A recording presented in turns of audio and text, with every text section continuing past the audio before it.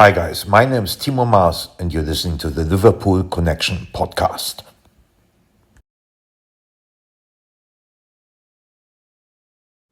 Hi everyone and welcome to the Liverpool Connection podcast. I'm your host Daz. This is my football and music episode where I bring on a musician, DJ, producer, and we talk football and music. And my next guest is a Liverpool supporter, so that's a massive plus. That's a great start to the convo. But he's a DJ, producer, used to be a promoter. I'm sure he's happy that he's given that up because that's a massive pain in the arse. He used to work for Insomniac. Now he's the global head of electronic music at Pollen. And he had an amazing CD out back in the early, I think, mid-90s called Transport 2. I am happy to welcome Dave Ralph to the podcast. We're going to have probably some shits and giggles, hopefully more giggles than shits. But yeah, we're going to talk footy first because that's the best place to start. All right, Dave, I want to kind of go back in your childhood and how you became a Liverpool supporter. Okay, well, first of all, thanks for that amazing introduction. That was like, the only thing that didn't happen there was the clouds didn't part and angels didn't come out, but, we can work on that. But, okay, so I went to school at a school called Allsops, which was just at the top of County Road and Queen's Drive. So literally a mile away from Anfield and a mile away from Goodison. My dad was never like a big footy fan, he liked it, but he wasn't like a big footy fan. So there wasn't a moment in my life where my dad was taking me to the game. But you had to choose a side in school for sure. It was either Everton or Liverpool, and depending on whether you were going to get the crap kicked out of you by one side or the other at any given point. And so I started gravitating to Liverpool, and I think Everton were actually doing better than them at that time. If it was very touch and go. And then being by the stadium and seeing, especially on those midweek plays, and you'd see the away supporters and you'd see the home supporters, you kind of like just got dragged into it really. But it was never like, in those years, it was never my passion. It was just kind of like it was there. I liked it.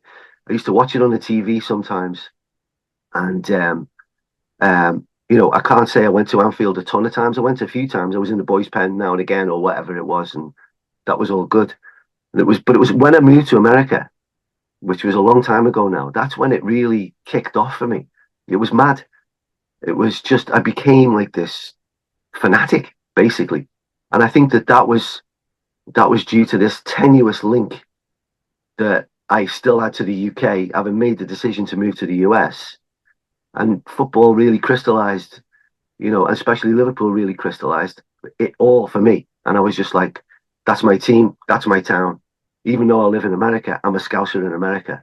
And that was it then, so that was probably, 25 years ago that I like became an Uber fan. But I can't say I was an Uber fan before that, in fairness. Well, who I was going to say who was your childhood hero, but obviously 25 years ago you weren't like a kid. But who was one of your favorite players? Well, it was always like, let me think now. It was, when I really got started thinking about it, and before I moved, like it was always Fowler for me. Fowler was just like, he was just God, still is basically, and going back prior to that. I can't say that I was like, I knew every footballer. I knew Shankly was, and Shankly, all the Shankly chants, and I knew Bob Paisley was, and I knew all that. But, when you get into it, I was never, maybe Hansen and stuff like that. I knew all that. But again, I wasn't an Uber fan. It was only when I moved here that I started really, really taking notice. And, Fowler for me was just like this. He became this like, he just keeps on scoring. He just keeps on scoring, and that was my experience then. Well, you moved to Miami first, right? Yeah, in 1997. So were you just watching it at your house, or did you go down to pubs to experience it? Miami at that time didn't really have a football culture, to be honest. Or if it did, I didn't know about it. So I'd catch the games on the telly. I'd listen to them on the radio. That's when I started really engaging, like, excuse me, friends back in England. Like, what's going on with Liverpool? Blah blah blah. And they're like, hold on, where have you come from? You never used to talk about this stuff. And that's when I started really, and then it was like, I think it was the Euros in was the Euros in 2000. Was that about right? I think it was 2004, 2000, something like that. Sounds about. Yeah, I think by that time I'd moved to Boston, and I was really, then I'd go down the pub because there was that pub culture there. I could go. I was working on Lansdowne Street, which is right opposite the Red Sox Stadium, and there was a pub at the top of the road. So I'd go there. I'd sneak out and just go up there. Because the games were on kind of like mid-morning, something like that. And then I think it was who the hell was it? It was the band. God, there was a Liverpool band I didn't know were from Liverpool who came to play. I used to work at a place called Avalon, which is a kind of nightclub venue in Boston. And I went up to the pub to watch the game, and the band's sitting there, and I just was like, all right, lads. And they were like, all right, mate. And I was like, you Scousers? And they were like, yeah. And I'm like, oh, wicked. And I can't remember the name of the band for the life of me. I cannot. It'll come back to me while we're in this conversation for sure. But it was, crystallizing moments like that. That's when you're just like, oh, you're a Liverpool fan. Oh, great. You just find this community, which is very passionate, and it's for life, really. Yeah, there's always Scousers like around the corner. Always, no matter where you go. Yeah, you can't get away from it. Remind me the story about the first time I met Camel Fat. We'll talk about that when we get a little bit later, but that was a good Scouser story. Blue noses as well. Bitter blue noses. Well, who isn't a bitter blue? I mean, that's the thing, Really? I know. But I'm kind of the same. I mean, I've been over here a long time as well. I used to have a season ticket, and once I moved over here, I thought, that was it. Like, because in the beginning, there wasn't many pubs showing the games, and nobody wanted to get up at 6 o'clock in the morning to go watch a midday kickoff. But I found a really good community here in Austin, Texas, and it grew from like 10 people to 500-600 now. It's crazy how much football has taken off in this country, and it's nice to see. I mean, MLS still, I can't watch it. It's just not my cup of tea. It's like League Two. Sorry to say, but it is. But it's I just wish, like, over there you could just get one TV provider that shows all the matches. I mean, I've got Peacock for Premier League, Sling for Premier League, Paramount for Champions League. You get it was ESPN Plus for like League Cup. I mean, it's nuts. Yeah. I think that's my biggest issue is like you have to have so many different providers to watch the games, but some of the commentary is just awful. I have to mute it sometimes, especially when I say, "Well, John, it looks like it's a PK there," and I'm like, "Oh God, stop it! Don't say that. It's not a PK." That's what ruins it for me. And I've been to MLS games, been to loads of them. The LAFC Stadium in Los Angeles is phenomenal. It's fantastic, state of the art, 22,000 capacity stadium, and they did it right because there used to be a team in Los Angeles called Chivas. I'm sure you know that, but many people back in England probably won't know that. Which were disbanded, and then this company decided they were going to rebuild the stadium and create a new team, which was Los Angeles Football Club. But what they did was they went to all the core supporters that were the Chivas fans, and they're all kind of like, Mexicans and Guatemalans and all that. They're all super passionate, right? And they created this kind of like, almost like a cop end. So, when you go there, everyone's singing and chanting, there's drums going, there's all sorts of stuff. It's a lot of fun to watch. But then that's great to watch. But then when you look on the pitch, you're like, oh, come on, lads. But that's indicative of the system here, right? Because they can't compete.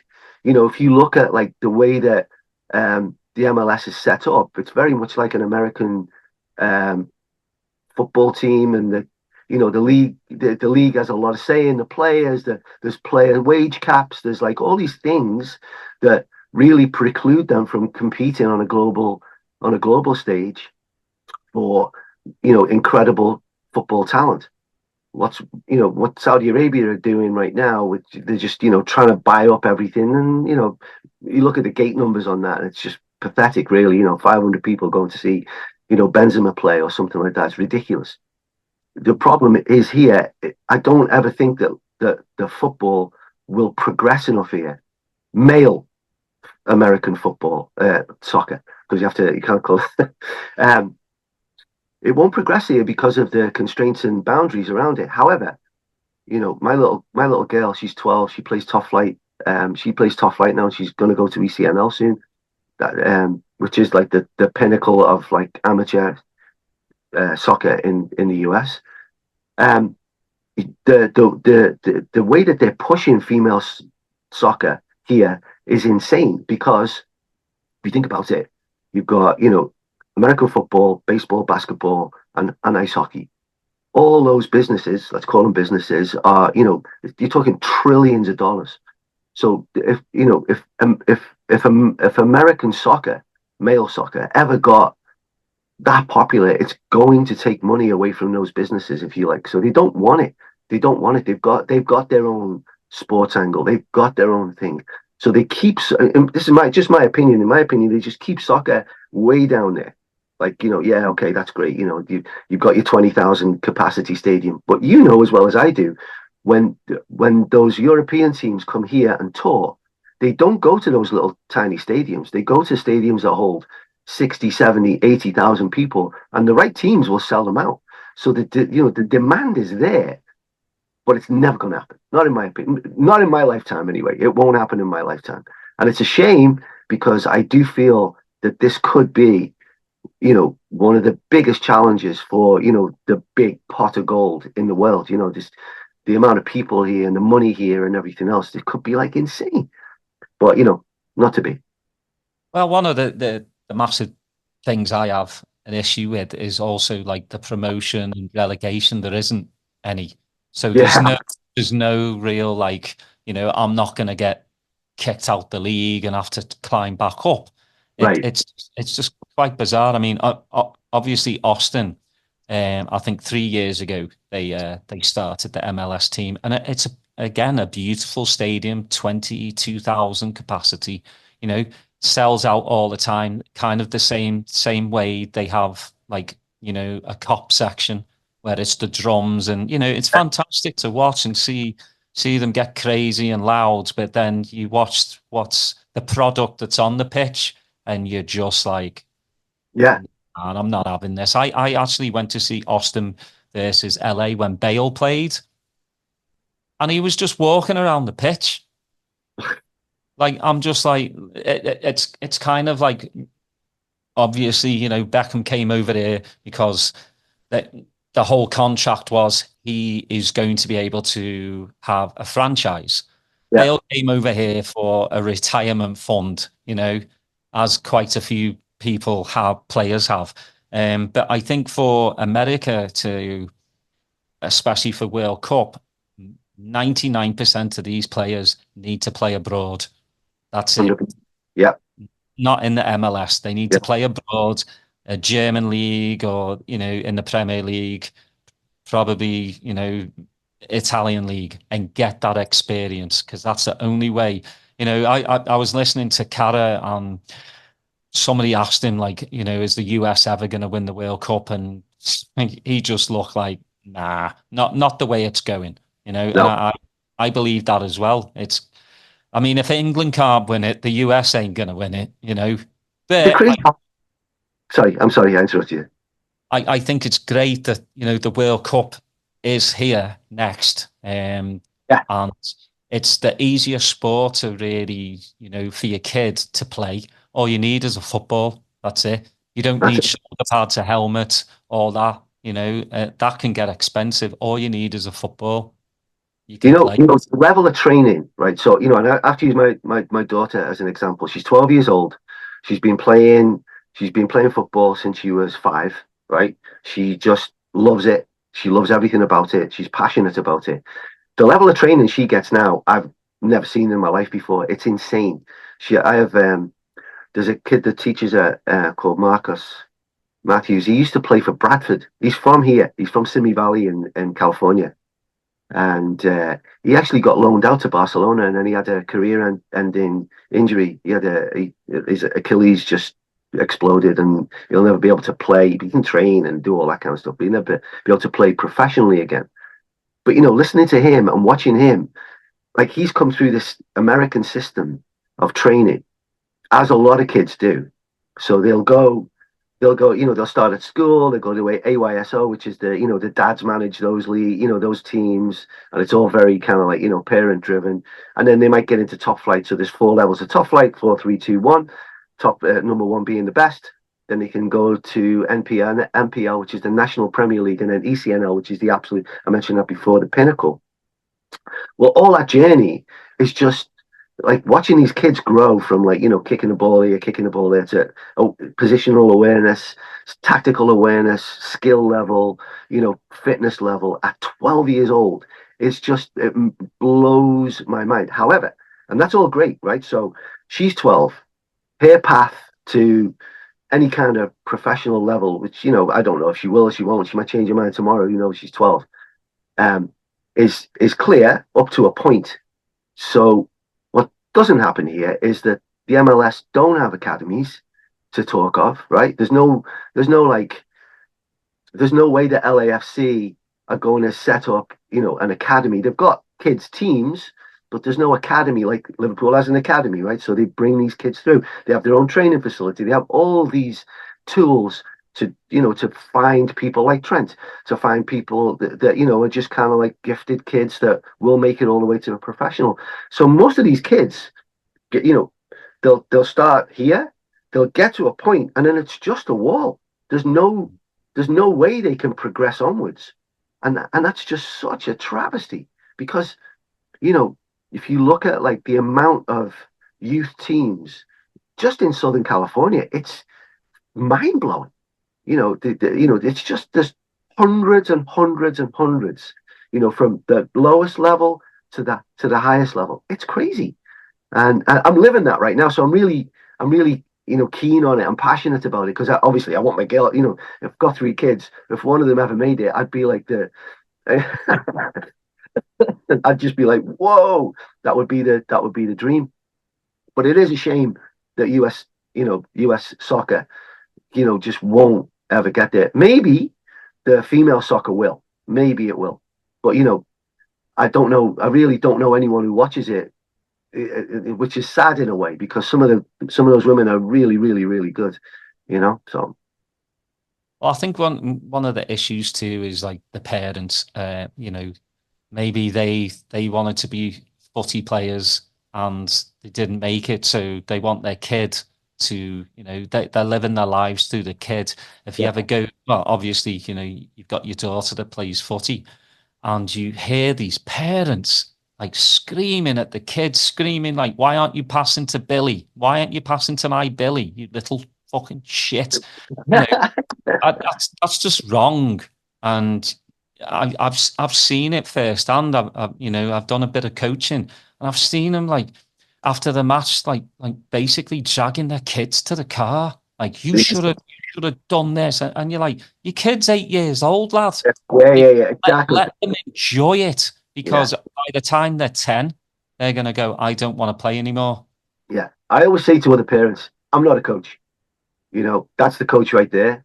So I never tell my daughter what to do. I never do it. I'm just kind of like, I'm always like clapping or whatever. But you get these teams when these parents, to your point, exactly, just think that they're like, I don't know, they think the Klopp, they're just like, yeah, I'm like, don't do that. And then you've got the coach who's trying to get the kids to do what they should be doing. And you've got parents shouting at the kids. It's very chaotic. I've seen refs now go over to parents and send them off. Like, all right, get out. You're not staying. And the message to the child at that point is just all wrong. It's supposed to be fun. You're supposed to be having fun. And that's what I always tell my daughter that. I was like, The moment that you don't want to do this anymore, you have to tell me right there and then. You have to, because I don't want to push you into doing something that you don't want to do. I will be here for you. Your mum will be here for you. We're right behind you. We're pushing you and pushing you. But the moment that you feel that this is like too much, you've got to say. And we're having those conversations with her now of like, you're going to have to make sacrifices if you do want to do this, because there's a clear path to high school soccer for her, and then college soccer, which could put her into a semi-pro or a pro level. And I said to her, I was like, next year your friends are going to say, I'm going over to so and so's for a sleepover, I'm going to a party. You won't be able to go because you have a game the next day and we have to drive 250 miles to it. So there's no way you can go to a party. And I said, these are the sacrifices that you're going to have to make. You have to keep that in your mind, And if it ever sways that way and you just feel like you've got no friends and stuff like that, well, friends are really, really important. So you got to think about that. But I mean, also you look on the good side too. They make friends in the team. 100%, 100%. That was a tough one for us as well, because her previous team, she played with them for, I don't know, 2 or 3 years or something like that. So they were really, socially tight. And when we left that team to go to another team, it was heartbreaking for her, But she got it in the end, but it was just, that was hard. These are all things that you have to deal with like preteen girls who are like, got the chance to go play footy. Yeah, hopefully they can take care of you, Dave, later on in life, I hope so. Someone needs to. Visit you at the group home. Well, I want to talk about Slot, how he's come in after, 9 years of Klopp and, a fantastic 9 years. If it wasn't for City, we would have won a couple more leagues. And then not knowing, obviously I didn't know much about Slot. I think a lot of people didn't, obviously we wanted the romantic side and have Xabi Alonso come in, fantastic, what he's doing at Leverkusen. And I thought, yeah, let's get Alonso in. He knows Liverpool through and through. I never expected Slot to come in, and he was quiet for a month, and I appreciate that. I think he just wanted the whole Klopp leaving to kind of die down, and people were getting upset that he hadn't had a press conference like the day after Klopp left. And I appreciate that he didn't, and he just waited and waited, and then he, did the press conference, said what he needed to say, and then you didn't hear from him for another month. But he's gone about his business like stealth, I've just noticed in every single presser now that you see of him, more and more of his personality is coming out. And I just think he's brilliant tactically. I'm glad he's kept most of the squad intact. You need the backbone. And they're all winners in this squad. They really are. And you see they're invigorated again, What's your thoughts on the Dutchman? So, like, I can't tell you that I love him, right? Like, just because his personality, I haven't got into his personality yet. And it's difficult to endear yourself to someone after Klopp, because he was such a big guy in every sense of the word, right? You just couldn't help but look. If you're a Liverpool supporter and you didn't love him, you weren't a Liverpool supporter for me. He's just, he got the city, there's so many great things about him. And, sad day when he left, but I got it. And I think his exit was exemplary. It's like the way he said, I'm leaving. He gave the club time to find his replacement. He did everything he could in the meantime to make sure that the club was successful. So that was great. And, credit to Slot coming in, because what shoes he stepped into were like enormous, right? Absolutely enormous. And I think that you're right completely that he just went dark. He was just like, I'm here, I'm gonna figure some stuff out. I'll come back and we'll talk about things. I think I'm not gonna lie, I'm absolutely shocked and delighted at the same time at his success rate. Like, holy crap. In fairness, he inherited an exceptional team, like with some, incredible players on. And I love the way that he's been able to come in and put his own stamp on that team. We play differently now than we did under Jurgen, for sure. You can see it. It's palpable. Playing out from the back. I love the way when we was at Madrid when we were just dropping balls over the top.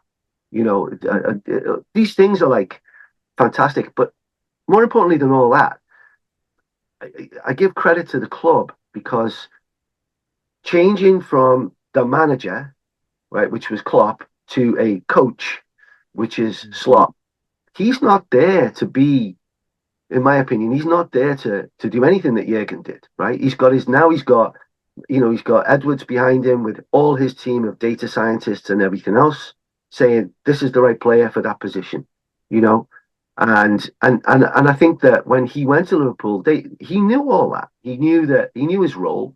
He was very clear about it. And I think that a lot of people didn't understand the difference between the manager role and a coach role. And so everyone had this expectation, to your point, of like, he hasn't said anything. He's like, that's not his role. He's there to coach the team, right? He's going to inevitably get dragged into this press circus because that's just what it is, right? Again, to your point, he's coming out of his shell a little bit now. He's saying more and more. You can see him, getting irked on the sidelines, and you can see the kind of passion coming out of him, which is great.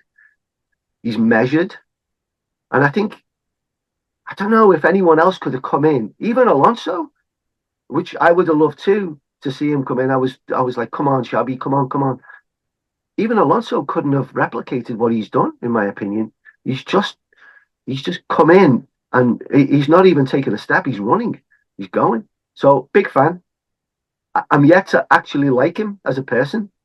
I'm just still like, he's really Dutch. And that, no disrespect to my Dutch friends or whatever, but he's super Dutch, right? Mm-hmm. And the Dutch have a propensity to be like, hey, I don't like you, man.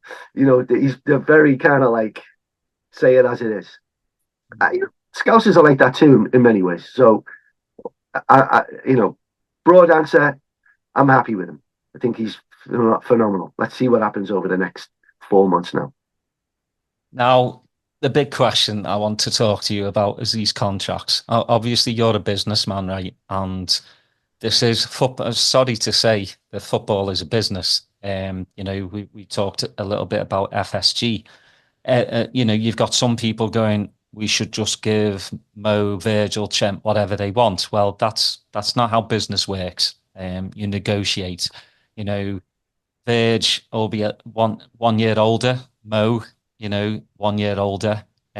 What's your thoughts on that? Because obviously Edwards is looking at that going, Mo might be good right now. Will he be good in 2 years? Will he be good in 3 years? Do we give him a 2-year contract, a 3-year contract?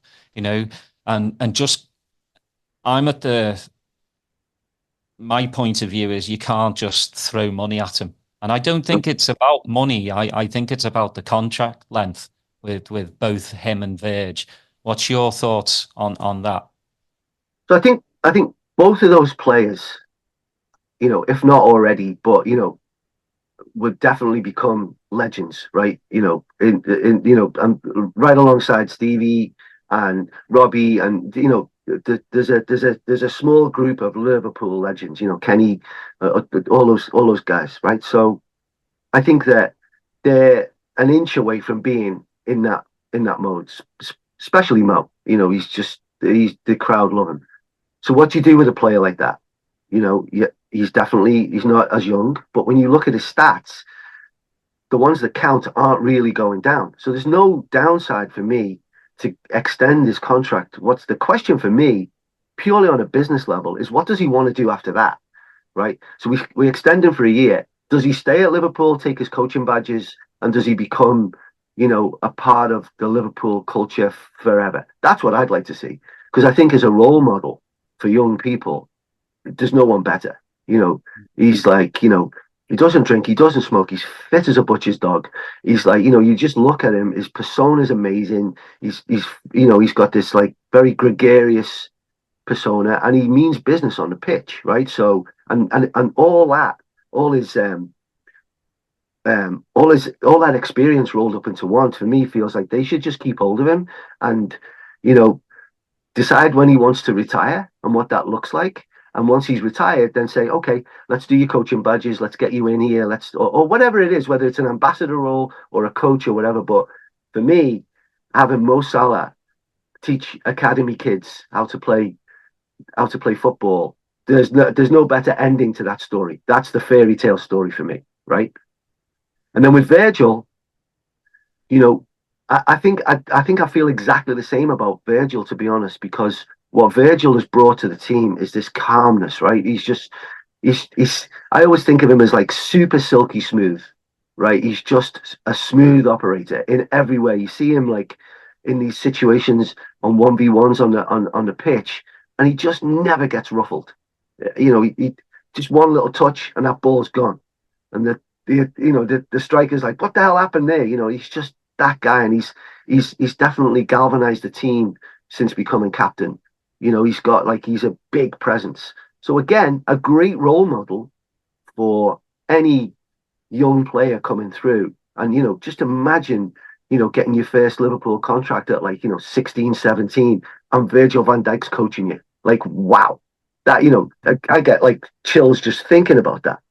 So that's where I would love to see the club go with those players. But again, it's really down to the player of what they want, because, you know, we've seen it before. You know, players want to go and extend their careers when they really should just stop.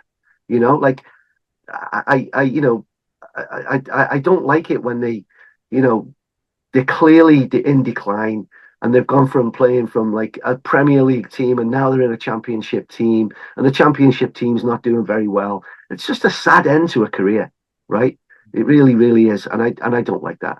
And then with Trent, you know, I wouldn't blame him for going to Real Madrid, but it's clear that Real Madrid's not clicking, and he's got to be looking at that. I mean, they lost again yesterday. We beat them. They lost again yesterday. They've got Mbappe, they've got Bellingham, they've got all these like crazy, like Vinicius, they've got all these crazy players. Who wouldn't want to be in that elite set of players? And I wouldn't blame him if he wanted to leave. But you know, I'm no genius saying this, because loads of people are saying it. Have said it. Look what happened to Sadio Mane. Look what happened to Bobby Firmino. Look at players that have left. Jordan Henderson. Look at all these players that have left the club to go and get the payday, or to try and further their career. None of them at all have ever worked. You know, Coutinho, what? One of the best players I've ever seen in a Liverpool shirt, buggers off to wherever he goes. I can't even remember where he went now. It's like, yeah, but where is he now? Yeah. Like, where is he now? I mean, he was such an integral part of that team, and for him to leave because he thought the grass was greener. There's no greener grass than Liverpool, man. Not in my opinion. You know, doesn't matter where you go. Like Real Madrid, amazing club, amazing team. The stats speak for themselves, but they've definitely got problems right now. And so, would you want to go from Liverpool, who've got a chance at winning the Champions League, winning the league, winning everything, like literally winning everything, because we seem to be.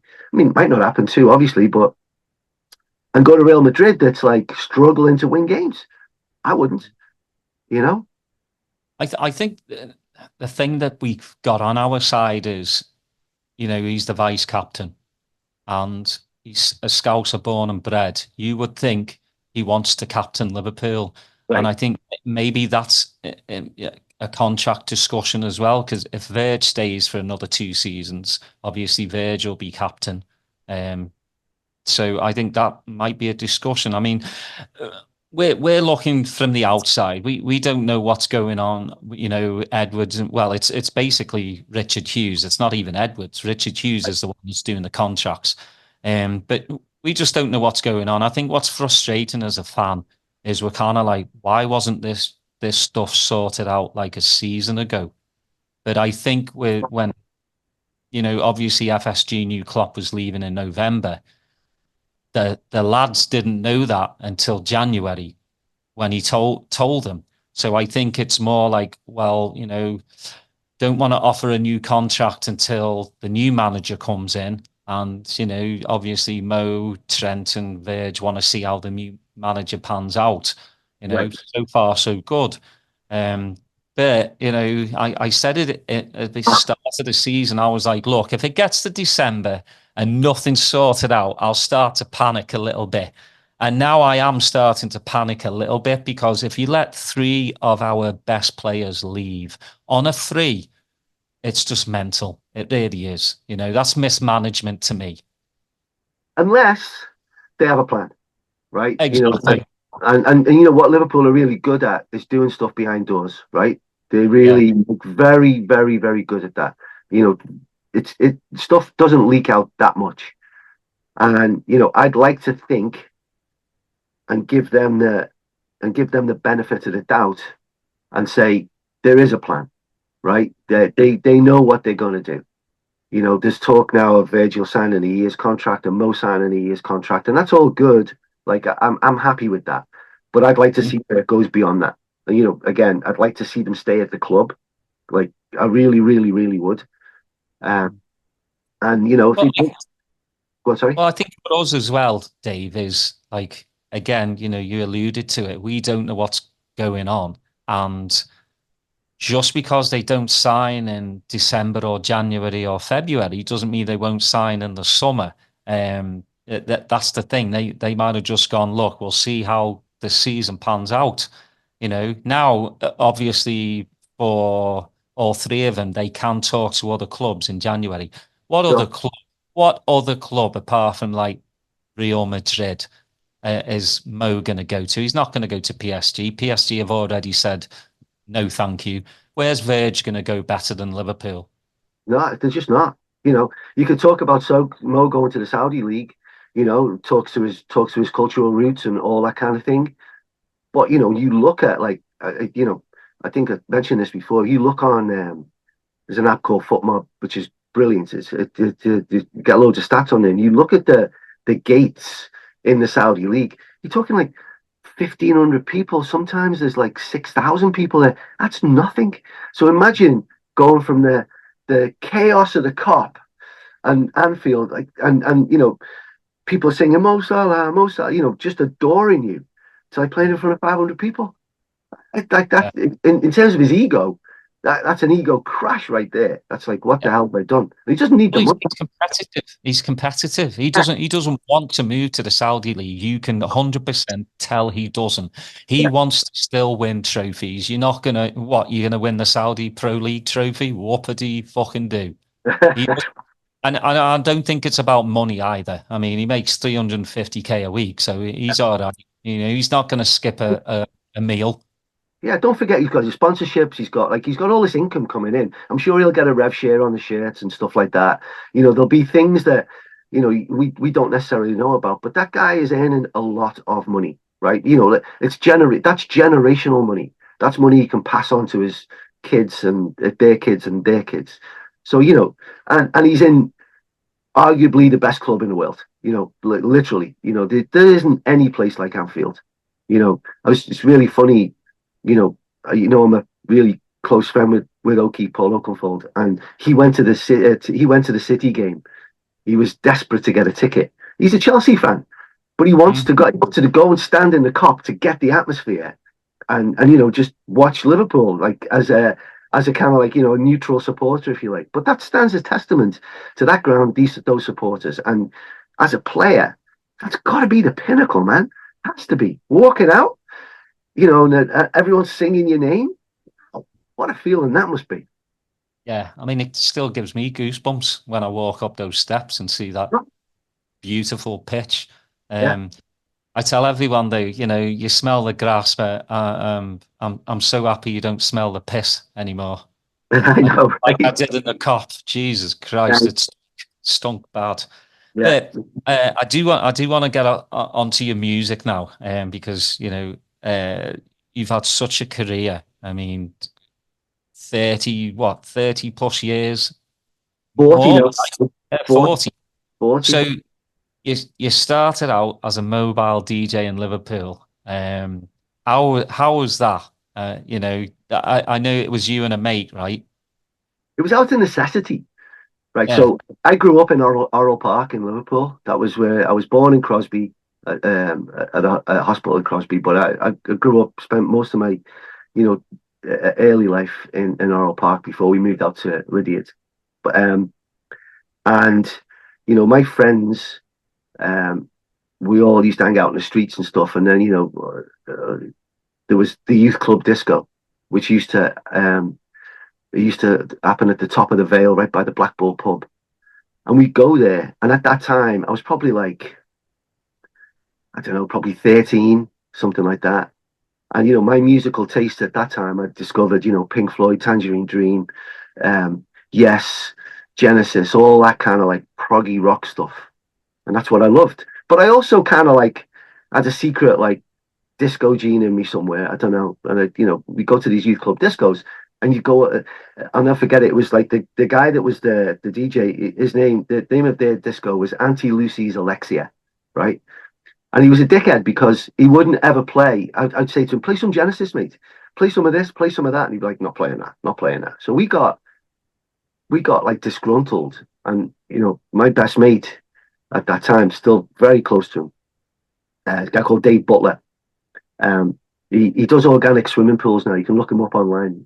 He's really funny. And he was just able to make anything from anything, So we decided that we were going to build our own disco, and he literally capacitors, resistors, triacs, all these things, and put it all together and made a mixer. And then I went and bought wood and made cabinets for the speakers, and bought the speakers, and then we kind of bought an amp and all this stuff. We didn't have any money for lights, so we just had one rope light. And then I said, well, let's get all our old toys, our cuddly toys, from when you were like a little kid. So we called ourselves the Cuddly Toy Experience. And then we went to this lady who ran the youth club disco, and I just said, look, we come here every week, and we don't like him, so we want to do it. And she was like, what do you mean? I was like, we can do it. We've got our own disco. Give us a chance. So she was like, and I was like, we won't charge you anything. We just want to try it. So she was like, okay. And that was it. We did it. And halfway through it, the amp started smoking. And everyone thought we had a fog machine, and it was really cool. And we were really cool. So I had to run back home, literally, and go tear out the hi-fi amp and take it back, and then we used that. So that was where I started, right? And then from that, I got, my dad was always he was always, a big fan of everything I was doing. And so he'd be like, hey, so-and-so's getting married and they want a DJ. Can you do it for them? I was like, okay, yeah, sure. So, he'd charge him 20 quid. And then I'd, get to go and play all these old, party records, Kool and the Gang and all that kind of stuff. But that's where I learned to entertain people, basically. And, from that, everything else happened from there. So you finally got to play Genesis. Yeah, but then I realized that it was a really bad move because no one really cared. Yeah. It's hit and miss. Yeah. Especially at a disco. So when did the actual DJing come in? I mean, obviously, in Liverpool, you had Quadrant Park, which was a massive rave venue.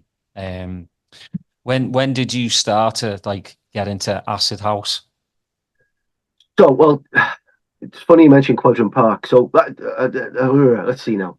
I became this is in the 80s, so I progressed from being a mobile DJ and ended up being a club DJ basically. And I was playing at fun pubs, a place called Bonkers on the Dock Road, which was super famous at the time, and basically it was a comedian, but all this entertainment stuff, but it was never kind of it was never. I used to like soul and R&B. That's what I used to love playing that kind of stuff. And there was a big scene for it then, from Wigan Casino and all that kind of stuff. And so it started to get real when at Bonkers time, and that's when I met a guy called John Caccini and another guy called Alan Bates, And we were kind of like this core of bonkers, you know. There was a few pubs around the northwest that we owned, and we'd go play there. And from that came clubs. So I'd gone to see. There's a guy called Jim Spencer, right, who owned Quadrant Park. Now, Quadrant Park at that time was Charlie C. He was the main resident at Quadrant Park. This is way before James Barton and Darren Hughes and Andy Carroll got involved there. And they just built this enormous club in Liverpool. But it was a real proper, like, Sharon and Tracy club. That's what it was. So I went to see him. And I was like, look, you know, I've got this idea to do this kids' disco. And he goes, yeah. And I was like, yeah. It's like, you know, just give me the door and I'll do everything else.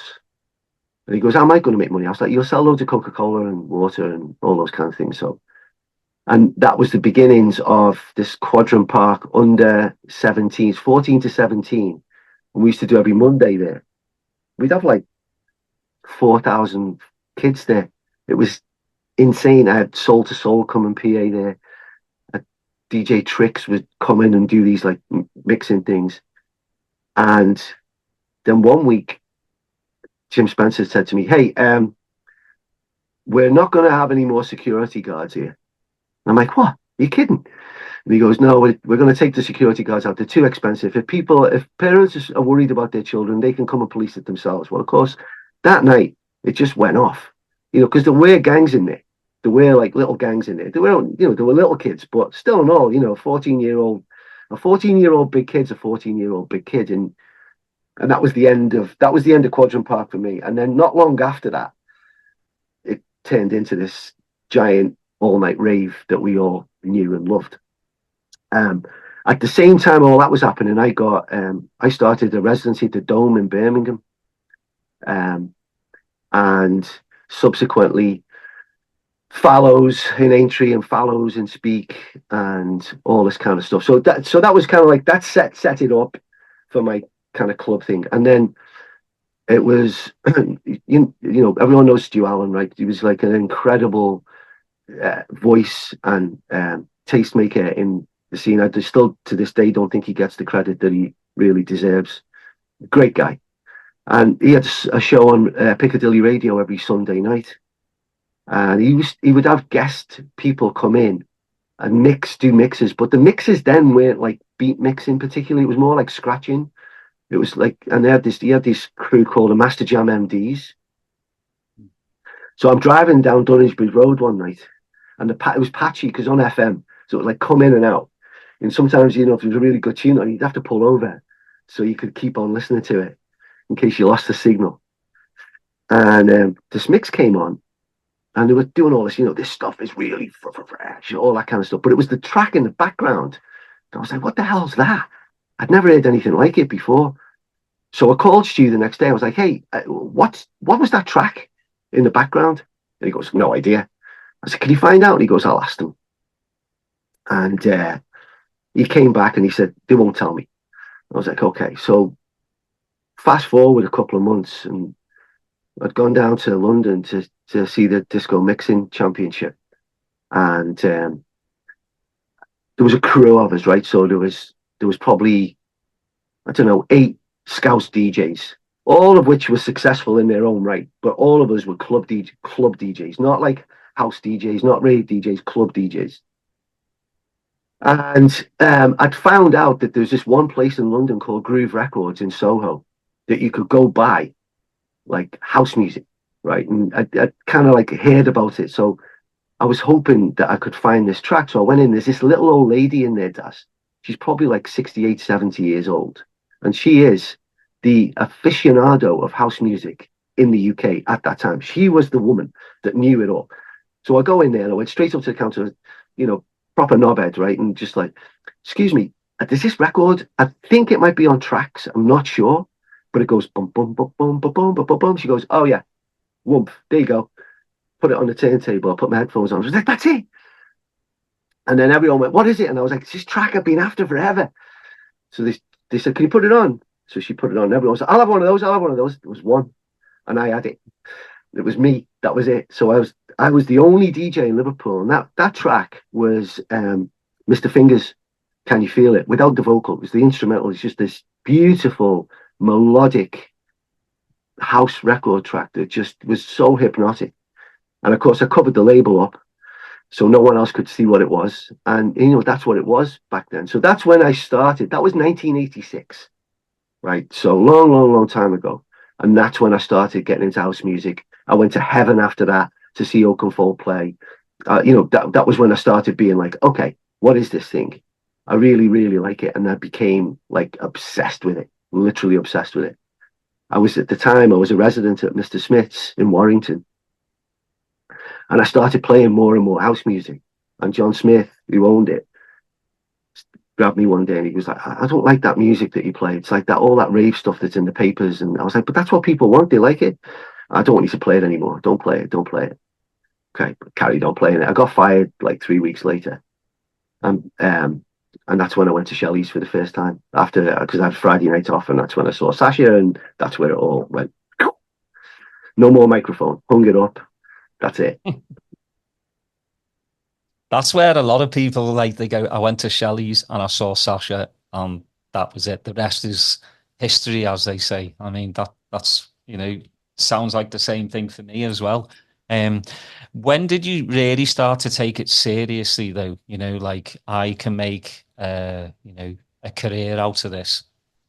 So it's a good question, that, because I never thought like that, right? I was just kind of like, I was so immersed in the music and so passionate about it. All I cared about was getting it and playing it out. All I cared about was like learning to mix properly, like really well, and finding more things I could mix it into that to create this kind of like journey, if you like. I went to Shelley's 6 weeks straight and just absolutely minded Gary, who was the promoter there. It's like, come on, mate, put me on, just literally like, all right, mate, me again, put me on.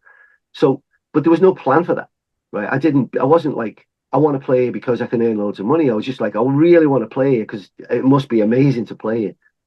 And I think by osmosis, that would just kind of like, just carried on. And quite frankly, I used to earn a living as a club DJ. And, when I stopped doing that, I wasn't earning a lot of money at all. So money was always really, really, really tight for me. You get a gig here for 40 quid, you get a gig here for 150 quid, you get a gig here. But, there was this wasteland in between where you're like, Jesus Christ, I've got no money. I can't even go afford to buy tunes right now, which was a massive part of my life at that time. So I don't think I ever had I'm going to do this. I've always been like, I just drifted along, and, Lady Luck, if you like, was very good to me in many ways.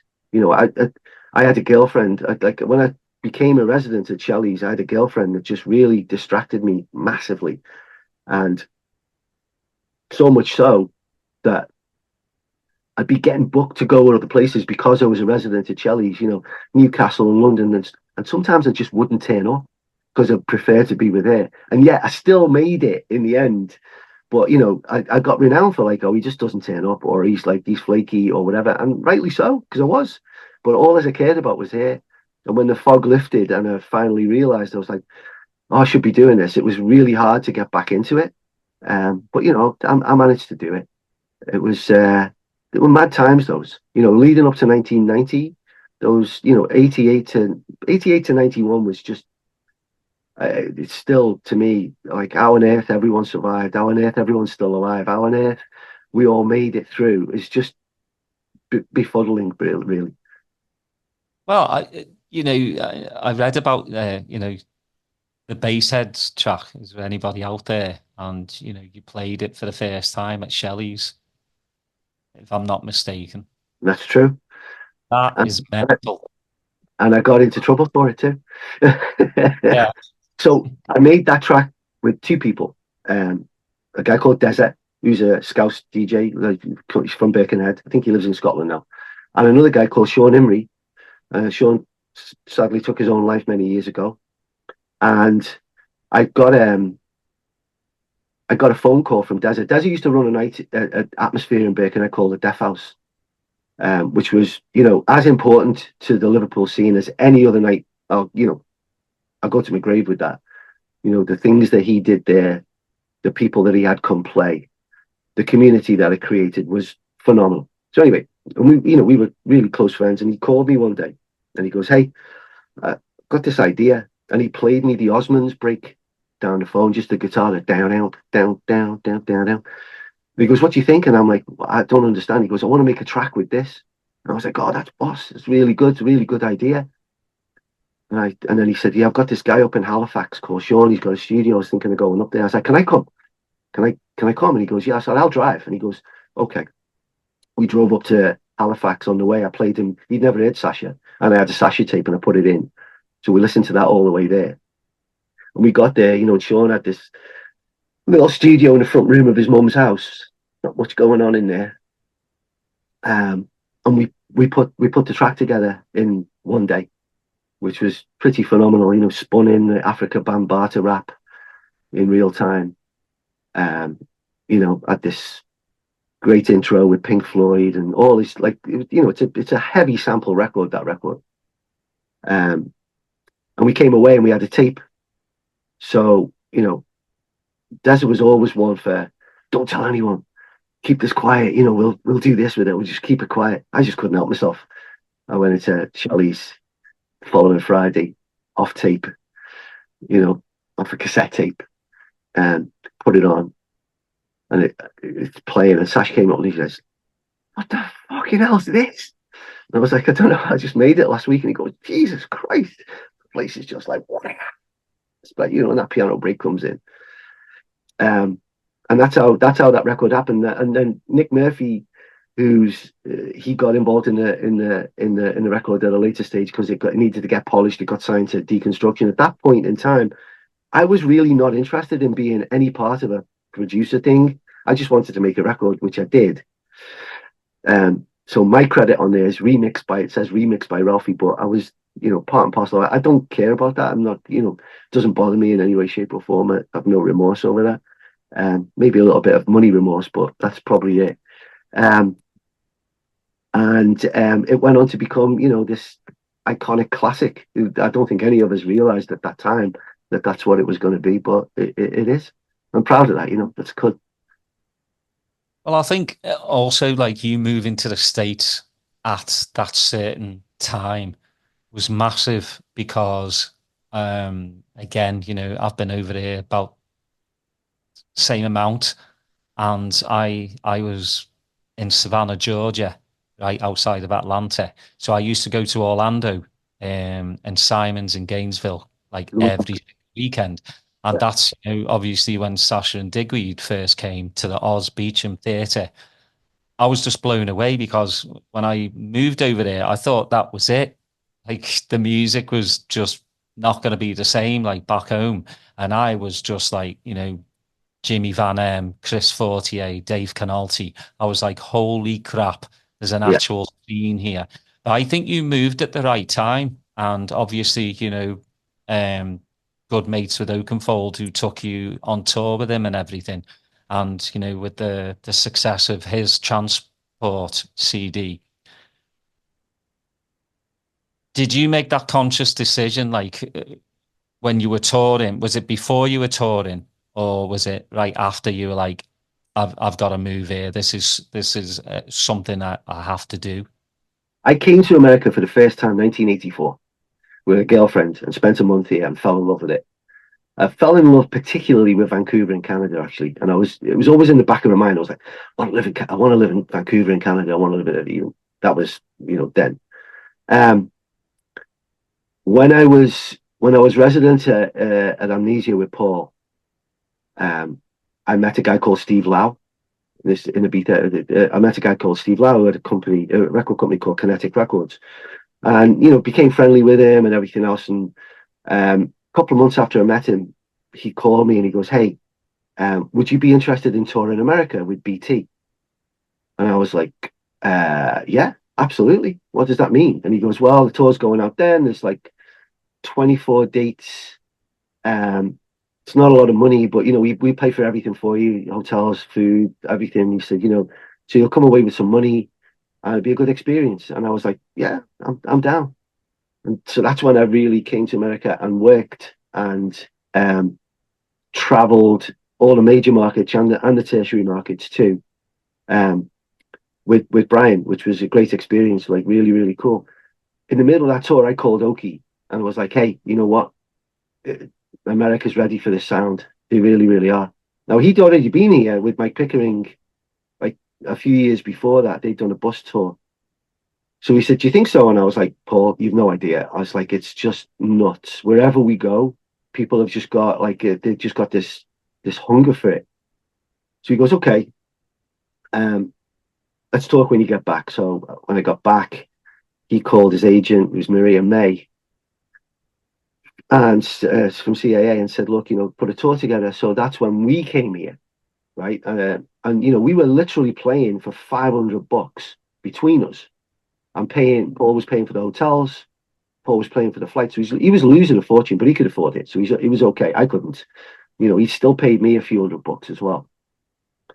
And that reinforced my entire kind of mindset of like, this is brilliant. And then I went back home, did another season in Ibiza, and then he went to home in London, and I went with him to be a resident. And it was about 4 or 5 weeks into that I realized I just didn't like it.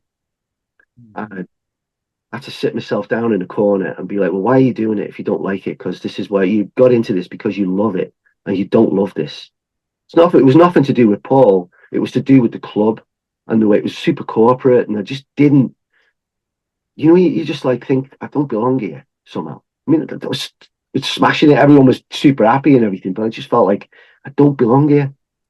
So I called him one day and I was like, listen, I think I'm going to leave.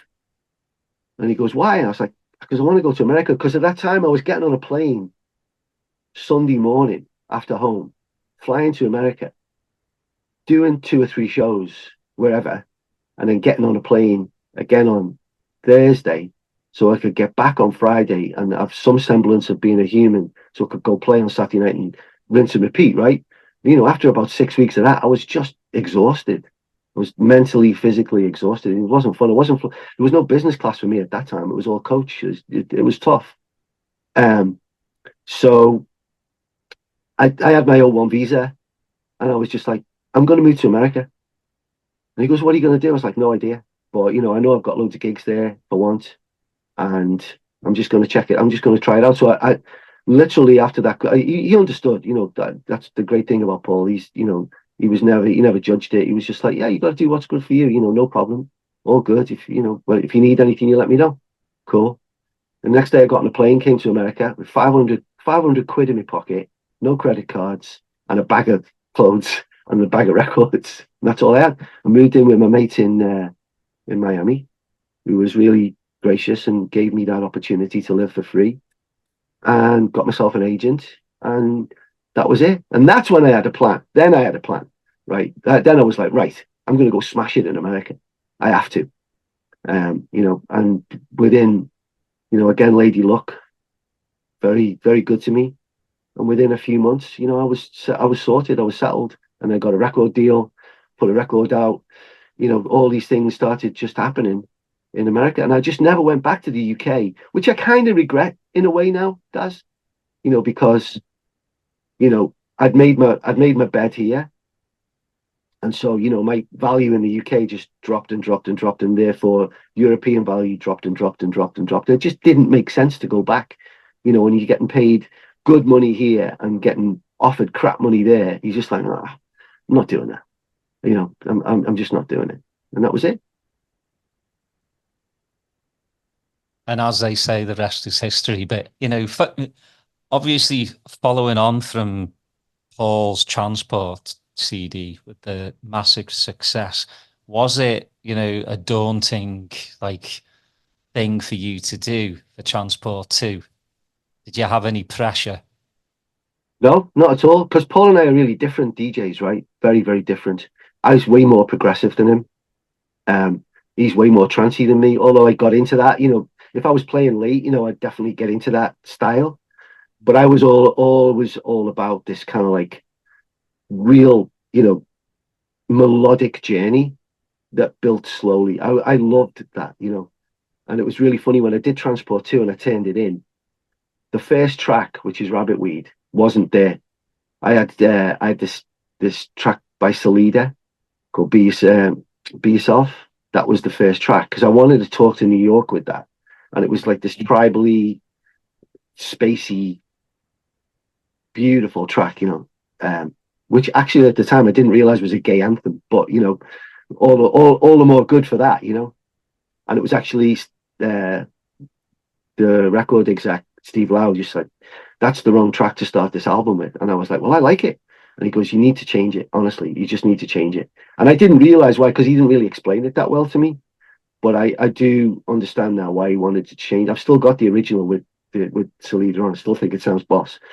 And that's when I was like, well, what am I going to do? And I was like, I'm going to put Rabbit Weed on there because it's just a fuck you record. It really, really is. It's just, it's got everything.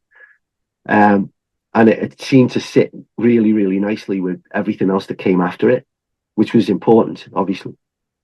So I didn't feel any pressure on that record at all. It was the first time I'd really done a mix in Pro Tools. And I used a guy called Cheeky Paul, who everyone used at that time. He was the Pro Tools guy, Digweed used him, Sasha used it, everyone used him to do mixes. And he was a genius, really, really, really good. So we did it in there. I think we did it in Berwick Street in London, I think we were there for a few days and we did it there. But it was brilliant because it was the first time I'd had the opportunity to, sit there and you put everything in and then you start putting it together and you go, that doesn't sound right. I don't like that record there. Let's replace that with this one, which you can't really do when you're like, you're just spinning it in live, which I loved. I was just like, this is amazing. Whoa. And you can loop that bit there. That's brilliant. So I learned a lot from that session. He's a great engineer, really, really, really good. And so I didn't feel the slightest inkling of pressure. All as I got from everyone around me was support. Everyone was like, can't wait to hear it. And when they did hear it, they was like, oh, it's amazing. So I was like, okay, well, that's amazing. Thank you. Yeah. Well, the great thing about times back then, you had obviously Avalon, Boston, Twilo, New York, 1015, Folsom, Spondi. It was just such a good time for progressive house and melodic, like trance. Really was like, I miss those days, it's like you reminisce of like the DJs I've seen and they've been a part of my life as your DJing has been a part of my life as well. It kind of made me proud that like a fellow, Scouser was making it over in the States because that is, I mean, I know it's cliche to say if you've made it in America, you've made it. Yeah, to some degree, yeah. I think, look, you just got to look at this place as a completely different, it's like its own planet, really is. It is influenced by, I'd say it's definitely influenced by the UK. But you've lived here long enough now, as I have, to understand that it is the quintessential melting pot, culturally, like politically, every way you can look at this place. It's just a melting pot because no, that's not true, but there's a vast majority of people here came from or are immigrants. I'm a first generation immigrant, as you are, right? So there's this like massive emulsification of all these cultures that make it what it is. And it does make me smile sometimes when people say, yeah, I'm smashing it in America, I'm playing in New York, Miami, and Los Angeles. No, you're not. No, you're not. You're like scratching the surface. If you're not going to the tertiary markets, if you're not going into Simon's in Gainesville, if you're not going up to Minneapolis, if you're not going into St. Louis, if you're not going into all these places, you're not smashing it. You're smashing it on a world stage because it looks good, because everyone looks at those markets and says, whoa, this guy's playing in New York, he's playing at Brooklyn Mirage, or, he's playing at like Space in Miami, or he's playing at like, Sound in Los Angeles or whatever. But really, the real work and the real benefit comes when you do those like Midwest markets and those Midwest towns. And that's how Oakenfold taught me that. He's like, you've got to go work. You've got to go work the road. And he said, eventually it will come back and you'll be okay. But, it's hard work. And, this notion of like, you can just fly in and do a few shows in America and then expect it to be like, just explode for you. And I see so many DJs now that I do what I do who just don't understand why we can't get our fees up. I just don't understand why we can't smash it, because you're not doing the work. Do the work. Come here for 6 months, put the work in, then go off and do whatever you need to do. And I see it a lot more now, than it's just becoming more and more and more and more that people just want to do those major markets. Maybe there's a Chicago in there and they think, oh, well, we've done the Midwest now. No, you haven't. So it is an interesting place. It's, we speak the same language, in England and here, but it couldn't be more different, in my opinion. It's just, it is a foreign country for sure. Well, there's a massive difference between, buying your CD back then and to really connect with your fans, you've got to play in front of them. And, that's why, the Sasha and Digweeds came to Orlando, and that opened up a whole new avenue for them to play parts of this country that you would never think they'd play. And same with yourself. And I respect that. You've got to put in the graft, And have to. Just these major cities getting these top DJs, and then these top DJs forgetting the core American audience, I think is wrong. It's kind of disrespectful in a way. It is, and it's interesting as well what's happening, because with things are changing here, quite rapidly. Festivals are cooling. You can see it's palpable. Things aren't selling out like they used to. People don't really want to go and spend 3 days, and have to sit in a porta potty to go take a dump. There's a lot of reasons. Ticket prices are massive. I don't think there's ever been a better opportunity for, DJs from Europe, Asia, wherever, to come and penetrate the market, to be honest, because I think that on a granular level, not on a macro level, on a granular level, it's okay now to go play smaller places. It's okay to go do a 600-person cap club. It's okay to go do a 2,000-person cap club, as well as play the festivals too. But if you could penetrate this market now, in 2 or 3 years' time, your business, let's call it a business because it is, your business as a DJ will benefit like so much. And that's my opinion, and I stand by it. I truly do. I think that just going to play festivals in America and thinking that you're smashing America because you're on a main stage or whatever is just not. That's not it. Not at all. Well, you're so. I mean, with the festivals, though, you're so far removed, really, from the crowd as well. Exactly. As opposed to being in a club, you're right in the middle of it. You can feel the energy and the sweat. I just think festivals are. Well, what's happening in the UK is, more and more people are going, well, I'd rather get all these DJs in one place, and I can pay this amount of money. I can go for 3 days and watch them. And that's why club culture in the UK, every other week, clubs are closing down. I mean, Motion in Bristol, that's been there forever, is shutting down. That's sad. That's sad to me.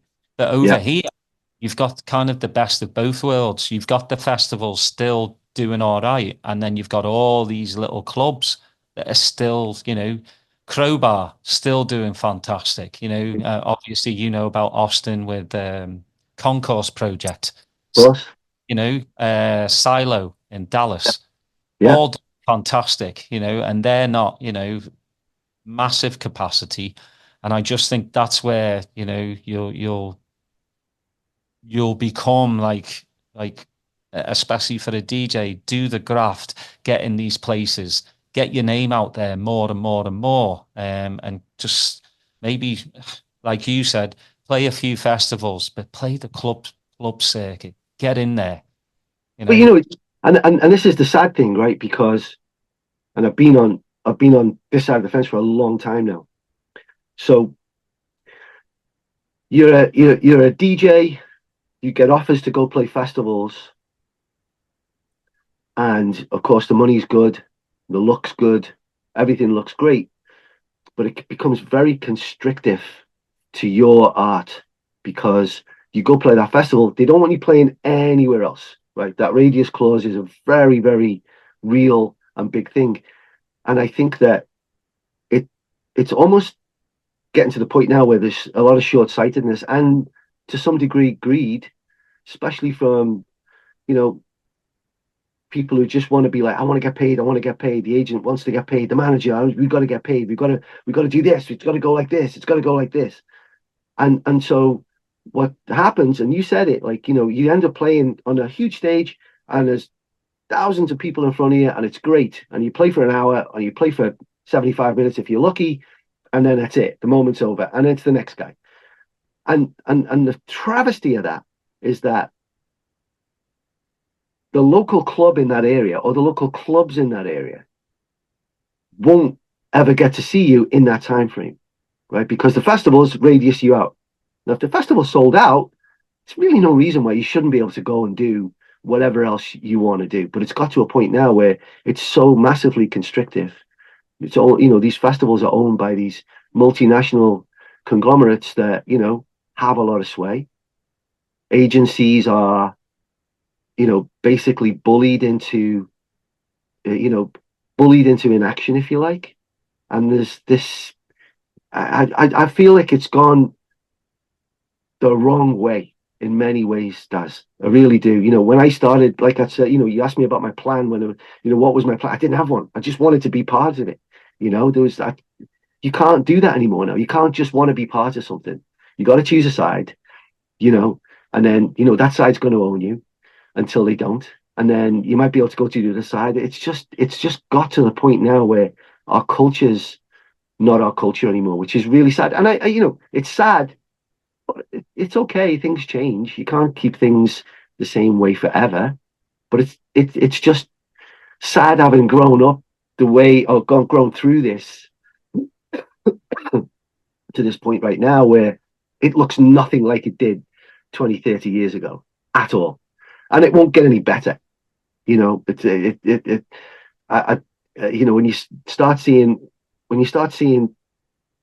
that the visuals and the visual impact of something is more important than the music, that's just wrong to me. And I get it. I totally get it. I totally get it. I'm not like, it's wrong for me, and it's not wrong for everyone, right? It's just for me. I'm just like, that's sad, and I'm very much a part of it. It's just like, whatever. I mean, what kind of pisses me off, and I totally understand it from like a money point of view. You're going, well, I can play an hour, and get paid this amount, or I can play 3 hours and get paid less. But like, I was talking to Timo Maas about it, and he's like, music, DJing is my art. And the longer I play, the better it is. But you've got DJs that, I'll play an hour. That to me is just like, and especially like, I call it like throwaway music where, you just play the bangers. That's nothing. You can play that blindfolded or whatever. I mean, the word journey has been taken for granted by some DJs that say, I'll take you on a journey. How are you going to take me on a journey in an hour? Can't. You can't. You say that, but you can take them on a visual bit journey, right? You can take them, in that moment, and that's the difference between then and now. Is like, then we didn't have all the bells and whistles, the incredible lights, the lasers. We had some lasers and stuff, but the production level was nothing compared to what it is now. And I think that's look at anime, right? It's like insanely popular, but the music isn't. The streaming's crap because no one cares about the music. Everyone's like that, got their phone out because this giant screen. I don't know if you've ever seen it live. It is something to behold for 3 or 4 minutes for me, right? It's like, okay, get it. and everyone's got their phones out. No one's dancing. No one's like paying attention to the music. It's just all about those visuals. It's a different time. So it's a different journey, right? It's a visual journey versus an audio journey. You know, we grew up on audio journeys, and I still like that now. I'd still love to walk into a club and not see where the DJ booth is. I'd love that. I would love that. DJ booth in the corner, little window looking out. Brilliant. I would love that. Doesn't exist anymore. I don't know a club that does that. You know, now it's like DJs on the stage, there's LED screen behind them, and you know, there's tables either side, and it's just very different, you know. I think, you know, when I do go to a club, which is not very often because, you know, I'm family man now, but I feel like the punters are like cats with a laser pen. Yeah, yeah. They just watch, you know, wherever it goes. It's, you know, to me, as yourself, music comes first, and if you don't have the music, then what is it? Nothing. 100%. It's been an absolute pleasure to have you on, Dave. You know, obviously, you know, you're a massive fan as well, which is a plus in my book, and you know, and it's also great to talk music, which, you know, two loves of my life. And yeah, you can come back on anytime. And if you're ever in Austin, like you said, you know Concourse Project, so that's a huge thing, and it's going really, really well here. So yeah, if you had any time in Austin, give us a ring, and I'll meet you down with my walking stick. Next time I'm there, I'll be there for sure. By the way, you said something early on when you introduced me, which isn't true anymore. So Pollen no longer exists. That disappeared a long time ago, unfortunately. But I, you know, for the record now, I work with a company called Framework, and that's why I work with Andrew at the Concourse Project, because we're partners in that. And Framework's Los Angeles, we do club shows all the way up to big headline shows. Boom, set the record straight. That's it. Well, thank you so much. I really appreciate it. Please, everybody, like, subscribe, put your notifications on, and we'll see you next time. Thanks so much.